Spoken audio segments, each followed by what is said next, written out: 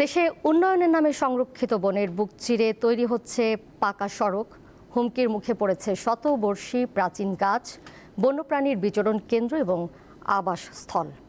সম্প্রতি চট্টগ্রামের সাতকানিয়া ও কক্সবাজারের চকরিয়ার বনের ভেতর দিয়ে নির্মাণ হচ্ছে পাকা সড়ক। পরিবেশ ও বন সংরক্ষণ কর্মীরা বলছেন, বনের মাঝ দিয়ে সড়ক নির্মিত হলে মানুষ ও হাতির সংখ্যা বাড়বে, হুমকির মুখে পড়বে জীববৈচিত্র্য।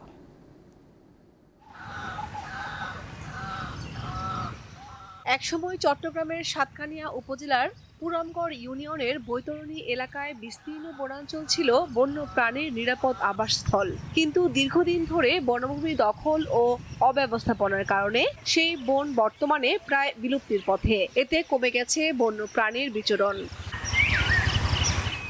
বনাঞ্চলের ভেতর দিয়ে দুটি সড়ক নির্মাণ নিয়ে আপত্তি জানিয়েছে বন বিভাগ। তবে আপত্তি সত্ত্বেও সড়ক নির্মাণের প্রক্রিয়া বন্ধ হয়নি। বন বিভাগের কর্মকর্তারা জানান, এখানে সড়ক হলে বনভূমি দখল, অবৈধ অনুপ্রবেশ, গাছ কাটা ও বন সম্পদ পাচারের ঝুঁকি বাড়তে পারে। যদি সংরক্ষিত বনের মধ্যে দিয়ে রাস্তা যায়, সেক্ষেত্রে মানুষের চলাচল বৃদ্ধি পাবে এবং সেখানে জবরদখল কিংবা নতুন ঘরবাড়ি তৈরির একটা প্রবণতা লক্ষ্য করা যায়। তাহলে সেক্ষেত্রে বনের যে প্রাকৃতিক বৈশিষ্ট্য সেটা ব্যাহত হওয়ার সম্ভাবনা রয়েছে। এদিকে কক্সবাজারের চকরিয়ায় গর্জন বনের ভিতরে হাতি চলাচলের পথে পাকা সড়ক নির্মিত হচ্ছে। যদিও বন বিভাগকে না জানিয়েই সংরক্ষিত ওই বনে সড়ক তৈরির উদ্যোগ নিয়েছে এলজিইডি। স্থানীয়রা জানান, হাতির সঙ্গে তাদের সহাবস্থান দীর্ঘদিনের, কিন্তু পাকা সড়ক হলে চলবে যানবাহন, ব্যাহত হবে হাতির স্বাভাবিক চলাচল। হাতির এখানে তো আমরা বসবাস করি, আমরা ক্ষতি করে নাই। ওই ধান পাকলে একটু ধানে ক্ষতি করে, না হলে ক্ষতি করে নাই। ওইটা আমরা বসবাস, ছোট বাচ্চা নিয়ে বসবাস করি না।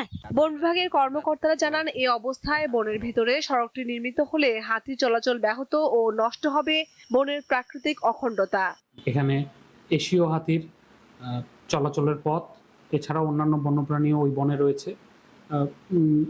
পুরোদস্তুর ওখানে রাস্তা করা হলে জীববৈচিত্র্য তথা প্রাকৃতিক ভারসাম্য বিঘ্নিত হবে। কক্সবাজারের সংরক্ষিত বনভূমিতে 2017 সালের আগস্টে রোহিঙ্গারা আশ্রয় নিলে হাতির দুটি গুরুত্বপূর্ণ করিডোর বন্ধ হয়ে যায়।